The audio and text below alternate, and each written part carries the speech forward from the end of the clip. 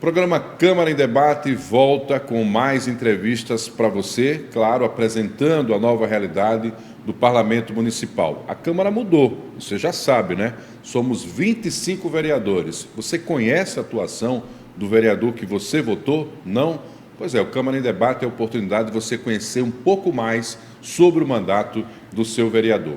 Hoje nós estamos recebendo aqui no Câmara em Debate o vereador Leonardo Dias, do PL, está ao lado de Carol Dias, sua assessora, né, parlamentar, claro, como ele diz, o braço forte também aí da sua gestão, e Carol recentemente disputou o pleito eleitoral, assim como o Leonardo Dias, e se tornou suplente aí de deputado federal. Não será o foco da nossa conversa, mas faz parte da nova história da Carol Dias. Queria agradecer a presença do Leonardo, a presença da Carol, e já fazer uma provocação, Léo. A gente está na segunda temporada do Câmara em Debate. Na primeira, a gente provocou muito os vereadores a dizer quais bandeiras estavam trazendo para a Câmara de Vereadores. E das bandeiras que você apresentou na nossa primeira temporada, o que é que você poderia dizer para quem nos assiste do que você conseguiu colocar em prática? Então, eu cheguei na Câmara dentro de um projeto, né, de ideias, representando um segmento específico da sociedade que acredita em determinados valores. E a minha proposta, né, era em cima da liberdade econômica e em cima dos valores morais. E assim tem sido o meu mandato, né? Então, a gente conseguiu aprovar, por exemplo, o Marco da Liberdade Econômica, que, na minha análise pessoal, é uma das leis mais importantes que a Casa produziu e, com certeza, uma das minhas mais importantes também. Entre aí as três, eu tenho 140 projetos, entre projeto de decreto legislativo e projeto de lei, e ela está aí entre as três mais importantes, se não a mais importante delas, que é uma lei que visa desburocratizar, criar um marco dentro do município para que se desburocratize as relações entre o empreendedor e o município, né? Principalmente na questão de licenças, de alvarás, de permissões, para que o empreendedor possa gerar emprego. Você fala em relação à redução do tempo ou facilitação para valores que são pagos? Não, eu não entro na esfera dos valores, mas na redução do tempo de emissão, né, dos alvarás, que muitas vezes, por exemplo, você dá uma entrada num alvará edilício para a construção de um prédio. Muitas vezes você demora 1 ano, 2 anos analisando, né, e ali o município está perdendo dinheiro, porque deixa de cobrar o IPTU de cada unidade e está cobrando somente de um terreno. Da mesma forma, o empreendedor perde dinheiro no momento em que não está vendendo. Nem gerando emprego, né? E a população perde dinheiro porque não está empregada. Uma obra dessa, ela normalmente ela emprega muitas pessoas, né? Então, a burocracia emperra a geração de empregos e a geração de renda. Então, a lei vem nesse sentido. E também de facilitar, né? Dentro da lei, a gente prevê a unificação dos sistemas de emissão de alvarás e de autorizações. Então, isso aí, o município tem 1 ano para poder se adaptar à lei, né? E a gente espera que esse passo possa ser feito por eles para que a gente gere mais empregos, né? Ela foi aprovada em 2022, é isso? Foi aprovada em 2022. Então, a gente tem a expectativa de, dentro do prazo, a depender do mês, Próximo que em 2023 comece a ser aplicada. Exato. E qual o modelo que você encontrou para trazer esse debate? É um modelo nacional? Foi fruto de pesquisa com a sua assessoria? Como aconteceu? O governo Bolsonaro ele fez, né, a Lei da Liberdade Econômica, onde ele definiu os graus de riscos de cada negócio e, por sua vez, Maceió não tinha uma legislação específica, tinha um decreto especificando quais eram essas atividades e algumas delas não condiziam com a federal, né? Então, ainda era um decreto da gestão do Rui Palmeira e o que a gente fez foi regulamentar a obediência mínima, vamos dizer assim, do que estava regulado a nível federal e implementar algumas questões locais. Por exemplo, aqui, né, a gente adentrou num tema que na legislação federal não adentra, que são as fiscalizações. Aqui em Alagoas, em Maceió especificamente, existe uma cultura de fazer fiscalização cinematográfica. Então, o secretário, querendo projeção política, muitas vezes chega, coloca lá 4, 5 viaturas, Guarda Municipal, Vigilância Sanitária, Secretaria do Meio Ambiente, às vezes Polícia Militar, chega no horário de funcionamento do empresário, desce todo mundo e adentra como se o empresário fosse um criminoso que precisasse dar explicações sobre o seu negócio. O cliente, obviamente, você imagina um restaurante recebendo isso. Um cliente fica constrangido e, no mínimo, desconfiado da qualidade daquele restaurante. E isso foi feito por inúmeras vezes aqui em Maceió. Então, essa lei disciplina que esse tipo de atividade não pode ser executada, por exemplo. Né? Então, a gente cria limites para que o Estado não abuse do seu poder frente àquele que está gerando emprego e gerando renda para a população. Como é que você sabe que, de certa forma, a lei que tem esse objetivo, nesse momento, garantir para o gerador de empregos essa situação, pode também não colocar, ou pelo menos não expor o consumidor, porque, teoricamente, a ação que você acaba de descrever também seria para proteger o consumidor. Mas como é que não tem conflito? Não se impede fiscalização. Se impede fiscalização cinematográfica. Você convocar a imprensa, você levar 4, 5 viaturas, filmar entrando num determinado restaurante. Criar um pré-julgamento. Exatamente. Né? Então, nada impede de que a Secretaria de Meio Ambiente vá lá e faça a sua fiscalização, que a Secretaria de Convívio Social vá lá e faça a sua fiscalização. A lei não adentra sobre isso. Né? Mas ela protege o empresário do vexame. Né? Então, isso não é bom para o empreendedor, não é bom para o próprio município. Às vezes pode ser bom politicamente para o agente público que está à frente da pasta comandando isso. Né? Mas para a população, com certeza, não é. Você deu um prazo de 1 ano para que a lei efetivamente possa... O sistema possa ser adequado. Isso. É porque ele depende de muita alteração? Como é que funciona? Existem algumas integrações, né, que precisam ser feitas. Nós fizemos audiência pública. As que são responsáveis pela documentação. Isso, exato. Então, assim, a SEDET, ela pediu um prazo para que isso fosse adaptado. Eles apoiaram, inclusive, a iniciativa. Isso é importante, que a gestão atual ela tem essa visão da necessidade de desburocratizar o serviço. Né? Então, eles foram, de certa forma, um facilitador desse processo, dessa legislação. Então, existe esse objetivo. E aí a gente chegou nesse meio termo aí, que seria necessário para que os sistemas se conversassem entre si. Léo, a gente, nesse novo formato do Câmara em Debate, com um podcast para ser mais informal, também possibilitando um debate, né, com um convidado, você escolheu a Carol Dias, que está no dia a dia do trabalho contigo. Por que ela é tão importante na atividade do seu gabinete? Não é porque ela é minha parente, apesar do sobrenome, né? Muita gente pensa assim, não, Carol Dias, Leonardo Dias são parentes. Não é, né? A Carol, na verdade, ela vem também dos movimentos de rua.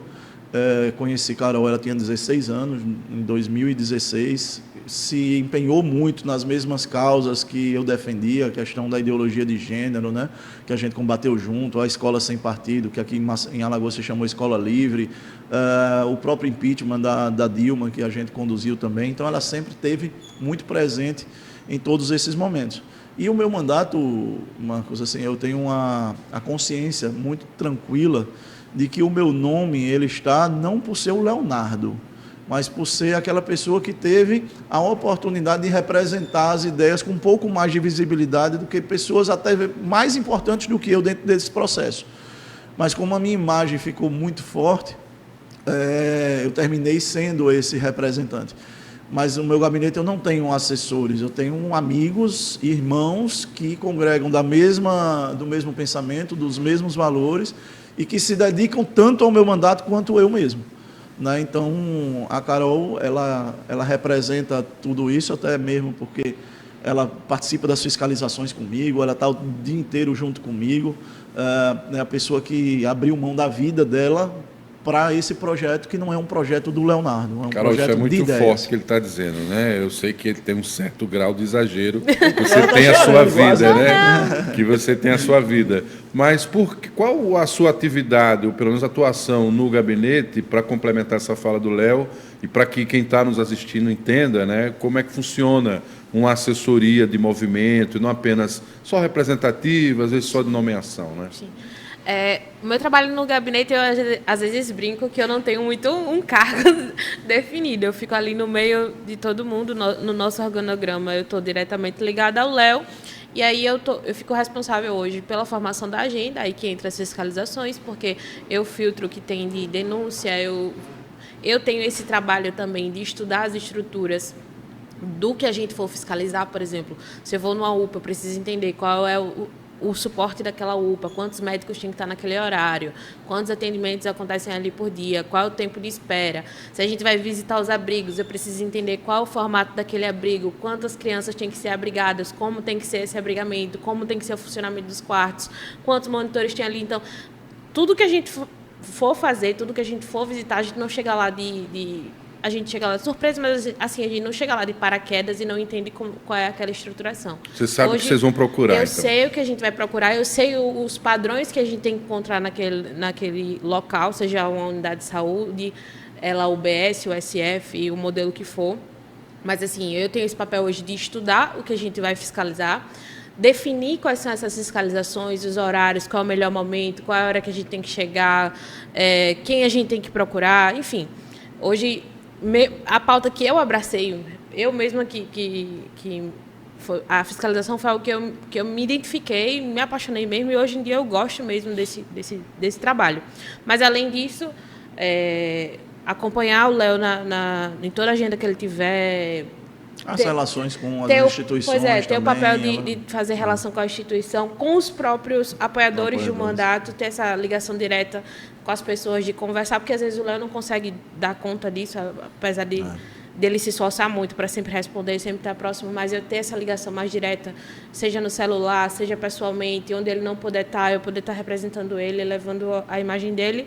Acho que eu passo por todos os setores ali um pouquinho, estou na comunicação, mas a fiscalização foi onde eu me identifiquei mais. E dessas fiscalizações, são em que áreas? Você falou o exemplo da área de saúde, uma delas. Saúde a gente faz, hoje a gente está um pouco mais focado para a educação, a gente começou a visitar as CMEs e as escolas. CMEs são as creches. Sim, as que têm tempo Educação integral, infantil, né? Isso.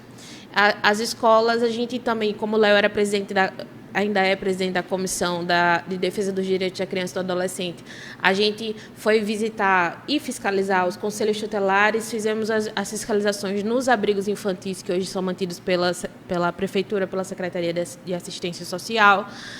E aí, tanta coisa. Praças. Praça. Assim, a gente é muito aberto, Marcos, assim, o nosso mandato é muito aberto à demanda da população. Para mim não me interessa onde Sim. Eu não tenho bairro. Eu sou vereador de Maceió, não sou vereador de determinado bairro, e a população encontrou, até mesmo por esse estilo de mandato atuante, de todos os dias, a gente sai para fazer fiscalização, todos os dias, de manhã nós estamos fazendo fiscalização. A população encontrou no meu mandato meio que um porta-voz, uma pessoa que vai lá e conhece a realidade e tenta ajudar de alguma forma. Então, essa proximidade com as pessoas, e muitas delas eu não conheço, não sei quem é, a gente vai e se apresenta muitas vezes no local e não tem qualquer tipo de amarração, se ele votou em mim, se não votou, se vota em outro vereador, se não vota. E essa necessidade de representação, essa necessidade que as pessoas encontraram no Léo está sendo suprida, várias vezes eu tenho uma enorme dificuldade, porque as pessoas querem que a gente fiscalize o que a gente não pode fiscalizar. Que não está ao alcance, no alcance do vereador. Exatamente. As pessoas... Agora, eu acredito que uma fiscalização, que foi motivada a partir de um levantamento de dados e, consequentemente, com o que foi encontrado, ela vai gerar uma demanda. Sim. E como essa demanda é administrada? Depende do que a gente encontrou. Muitas vezes a gente fez denúncias no Ministério Público, outras vezes a gente fez denúncia, a gente procurou a própria Prefeitura para resolver o problema. Na maioria das vezes, a gente insiste na resolução seja feita na Prefeitura. Se essa demanda, se esse caso ficar recorrente, a gente encaminha para o Ministério Público, para o Ministério Público. Ou seja, uma coisa muito grave, né? Por exemplo, quando a gente chegou, uma das primeiras fiscalizações que nós fizemos foi no almoxarifado da saúde, onde a gente encontrou equipamentos, só para ter uma ideia, mais de 100 ar-condicionados armazenados há 4 anos na caixa, sem utilização, enquanto as unidades de saúde todas, o povo morrendo com calor. Então, um desleixo desse, uma coisa tão grave, precisava ser resolvido com um acompanhamento maior. Então, nesse caso, a gente acionou a UMP. Normalmente, a gente não aciona o Ministério Público para punir a pessoa, não é o meu intuito de punir. Eu quero que as coisas se resolvam. Essa semana mesmo, a gente teve uma audiência no Ministério Público, numa denúncia que eu tinha feito, que as escolas estavam sendo pintadas com as cores da administração. E existe uma lei municipal que as cores dos prédios têm que ser as cores da bandeira. Ah, mas isso é besteira. Não, não é besteira, porque gera custo. Né? Então, assim, se gerou um custo inicial de se pintar as escolas todas nas cores da administração, que foi desnecessário, né? Apenas para marketing, para imagem. A gente entende que isso é importante, mas o poder público ele não pode se misturar com o gestor. Né? Então, é claro, a gestão é dele, mas o prédio ele é do município, não pertence à gestão. Nós fizemos uma denúncia ao Ministério Público. E cobramos que a lei fosse obedecida. Né? E ontem a gente teve uma reunião, e na reunião ficou dizendo, o que é que vocês acham? Que precisa pintar em 30 dias, 60 dias? Não. Precisa respeitar agora o prazo de pintura para não gerar despesa de novo. Porque se antecipar a pintura nas cores do município, vai fazer justamente o que eu não quero. Interromper novas pinturas. Exato. Então, assim, a intenção não é punir ou qualquer coisa nesse sentido, mas o zelo com o dinheiro público, porque é tão caro para a gente pagar imposto, né? E a gente tem tão pouco retorno daquilo que a gente paga. Você imagine que uma pessoa passar 1 ano esperando uma ultrassonografia, 6 meses esperando endoscopia e não ter uma resposta, isso termina agravando, a pessoa, o que era uma úlcera vira um câncer, não sei, eu não sou médico, mas sei lá, né? Ou uma doença que era simples, agrava e vai custar muito mais, porque o que poderia ser tratado ali na baixa complexidade vai para uma média e uma alta complexidade. E aí o dinheiro do contribuinte se esvai por quê? Porque não tem gestão. Uma coisa que eu considerei interessante na sua fala é que se foi detectado que o sistema não está funcionando e pode ser resolvido administrativamente, é possível que vocês tenham que voltar em algum momento para aquele mesmo local para saber se houve a solução. Né? Um exemplo dessa recorrência, por exemplo, é a falta de fraldas na Farmac. A gente teve lá uma vez, 2 vezes, 3 vezes, e a gente ficou tentando resolver com a prefeitura. Indicação, fala, vai, resolve, reunião com a secretaria, vai para lá, vai para cá, e o problema não se resolvia. Chegou no momento em que a gente teve que fazer uma denúncia no Ministério Público. Exatamente. Então, a gente tenta, ao máximo, entender qual é o problema, o que é que está acontecendo, porque não chegou, porque não resolveu, o que foi que aconteceu, até a gente fazer a denúncia. Outro exemplo é, hoje a gente já visitou todas as unidades de saúde de Maceió. E no primeiro ano da gestão, em todas as unidades de saúde, nas salas de exame ginecológico, a gente encontrava, ao invés de lençol de papel para forrar a maca, a gente encontrava papel de presente. A gente encontrou 1, 2, 3, e a gente fazendo indicação e cobrando. Em várias unidades? Em várias. Todas. Chegou um momento que não dava mais para sustentar, então o Léo veio aqui para o plenário, trouxe um pedaço do papel de presente que estavam botando para as mulheres deitarem para fazerem exame ginecológico, e a gente foi fazer denúncia, porque não tem condições de Agora, no caso, você vai numa unidade de saúde, consequentemente detecta um problema no funcionamento, no fluxo de trabalho. Não seria mais fácil o contato direto com a secretaria, ou isso também é tentado e não evolui? É isso que a gente faz indicações, né, pontuais. No plenário, formaliza no plenário, porque aí você tem meio que um ofício validado pela casa para que a prefeitura providencie. Você assume a responsabilidade, traz ela para o poder para dar mais peso. Isso, para dar mais peso à solicitação. Representatividade. Isso, e representatividade é aquela solicitação. Certo. Né? Então, que é o processo de indicação que a gente faz. E quando o problema ele não é pontual, né? Por exemplo, a gente encontrou ausência de sonares nos programas de saúde e família, ou seja, um acompanhamento de gestante estava sendo feito sem o sonar em diversos postos, porque não tinha sonar. Né? Então, não é um problema pontual. Aí, num caso desse, a gente entra em contato diretamente com a secretaria e dá a velocidade que precisa enquanto faz a indicação, porque às vezes o processo demora muito. Né? A burocracia é grande. Então, vocês têm o controle dessa articulação, né? Hoje, por exemplo, assim, eu costumo muito visitar as UPAs. A UPA, o normal é que a pessoa passe no máximo 12 horas. Invariavelmente, a gente encontrou pessoas com 10 dias. Internado, no caso. Meio que internado, quando não é a função da UPA internar. Funciona como hospital, exato, não como atendimento, pronto atendimento.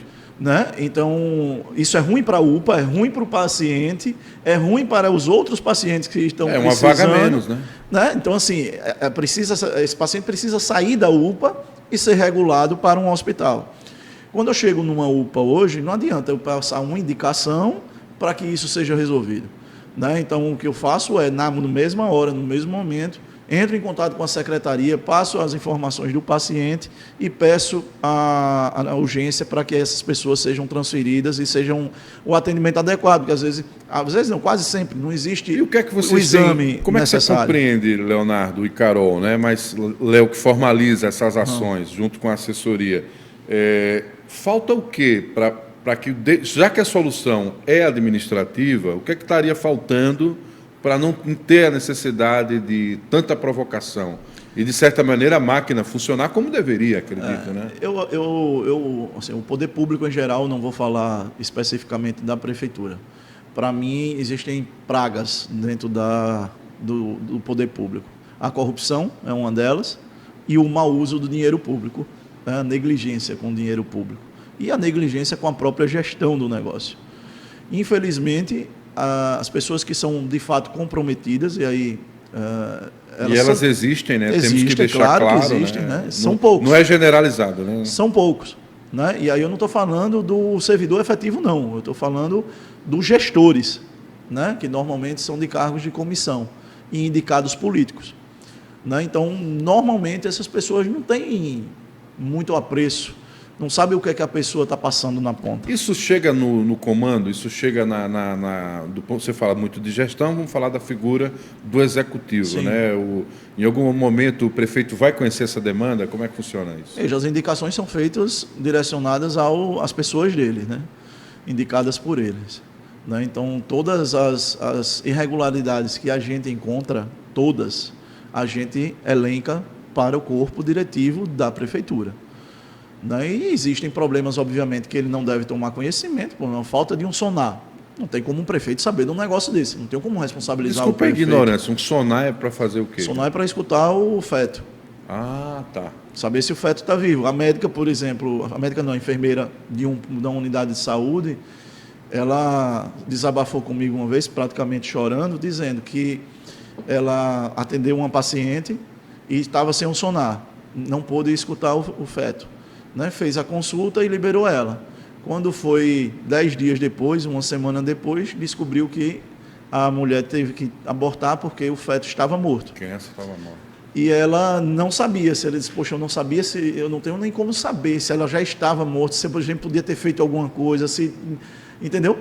Então, assim, a pessoa absorve essas coisas. Verdade. Então, você tem pessoas extremamente comprometidas dentro do poder público, mas, infelizmente, na gestão, e aí de forma geral, não estou falando especificamente da Prefeitura de Maceió, mas incluo ela nisso também.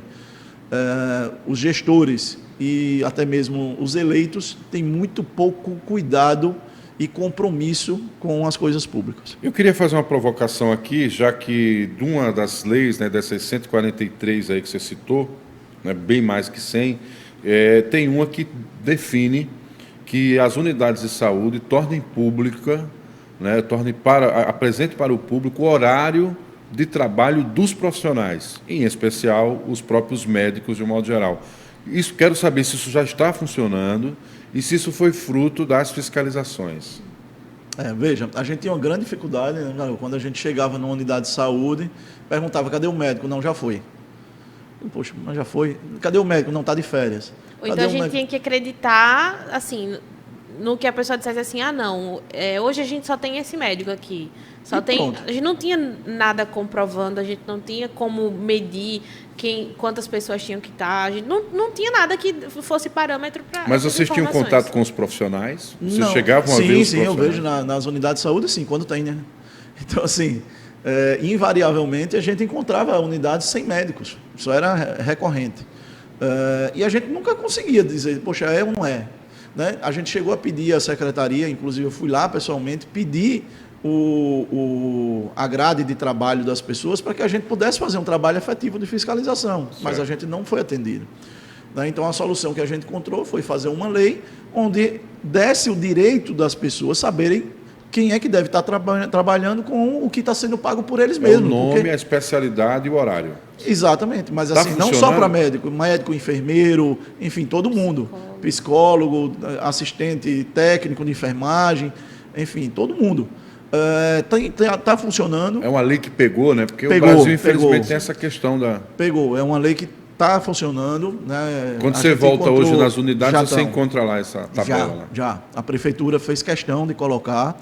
Agora, nós temos ainda uma dificuldade, né, que aí me parece não, né, mas efetivamente é de gestão, que às vezes eu chego numa unidade de saúde 9h30 da manhã, né, e a informação é que o médico já foi embora porque atendeu todo mundo. Então, assim, estranha que uma pessoa que seja paga para determinada carga horária, ela saia com metade dela cumprida, tendo já atendido todo mundo, quando a gente sabe que existe uma demanda gigantesca de gente precisando consulta, e aqui principalmente quando a gente trata sobre especialidades. Né? Você conseguir uma consulta com determinadas especialidades hoje é muito difícil. Psiquiatra é uma delas, até mesmo porque não tem profissional suficiente em Alagoas para psiquiatria. Aí como é que você concebe que tem um psiquiatra que devia ter uma carga horária lá de 20 horas e em determinado momento a pessoa não cumpre isso? Então, é difícil, né? Então, existem vícios, mas existem uma grande maioria, naturalmente, que cumpre o seu trabalho, e existe uma minoria que se beneficia dessa falta de gestão para não corresponder àquilo que recebe. Compreendo. Então, a intenção da lei foi dar à população um mecanismo de saber e de cobrar ao poder público que o médico deveria estar presente trabalhando. Eu estou caminhando para o final dessa conversa, né, que flui muito rápida, né, como vocês puderam perceber, e é bom que seja dessa maneira para a gente ter mais o que comentar. Sim. Em outras oportunidades. Mas eu não poderia encerrar o programa sem falar de um novo projeto que já tramita na casa e que leva em conta a situação, né, inédita no mundo que Maceió vive, que é a questão dos bairros afetados pela mineradora Braskem. E saiu, fruto, né, das audiências públicas, as tantas que o senhor participou e propôs, um projeto que meio que vai reparar danos dessas pessoas que foram afetadas. Queria que o senhor apresentasse isso. Veja, a comissão, eu sou presidente da comissão, eu propus essa comissão dos bairros de afundamento de solo, é uma comissão que se debruçou sobre toda a problemática da Braskem, e aí das pessoas que não tinham recebido proposta, de pessoas que tinham recebido proposta com um valor mais baixo do que o que deveria. O valor da indenização. Da indenização. Pessoas que resistiam, pessoas que moram no entorno e teve o seu comércio inviabilizado porque a população foi embora. Enfim, uma rede de problemáticas. E dentro desse mapeamento, obviamente, a comissão deveria propor alguma coisa para que esses problemas fossem minimizados para a população. Diante disso, nós fizemos um projeto de lei que é polêmico, né? É difícil, porque nós estamos direcionando, regulamentando, na verdade, o dinheiro de qualquer acordo que seja celebrado entre o município e a Braskem, oriundos desse problema da extração da salgema em Maceió. E também porque você já sabe que vai ter o acordo. A Braskem vai indenizar o município de alguma forma. Existem negociações, uns falam em 10 bilhões, outros falam em 1. A mais recente notícia foi da data de ontem, onde se previa um valor de 1,7 bilhão de reais. E esse projeto diz o quê? Que 50% do valor do acordo deve ser destinado exatamente para as pessoas que foram prejudicadas e tiveram que deixar seus imóveis ou tiveram os imóveis condenados. 25% do valor do acordo deve ser investido num raio de 1.500 metros do limite do mapa da Defesa Civil, ou seja, aquela população que ficou, não foi condenada, mas que precisa de recursos. E os outros 25% restantes ser investido em educação, saúde e assistência social nos bairros de maior vulnerabilidade social. Vereador Leonardo Dias, queria agradecer a sua presença. Carol, vou deixar com você a missão de como é que quem está nos assistindo pode entrar em contato, obviamente, com o gabinete aí do Léo. Você quer falar com o vereador Leonardo Dias, segue no Instagram, tô com o Leonardo. Lá tem o nosso contato, pode falar com a gente no WhatsApp também, passar demanda, passar a indicação que quiser fazer. E o nosso gabinete está sempre aberto, lá na porta tem entre sem bater, nosso salário é pago por vocês, então se vocês quiserem vir na Câmara, também estamos de portas abertas. Agradeço a Carol Dias, agradeço ao Leonardo Dias, obrigado, agradeço a você que acompanha o Câmara em Debate. Até uma próxima oportunidade, nós estaremos juntos. Até lá.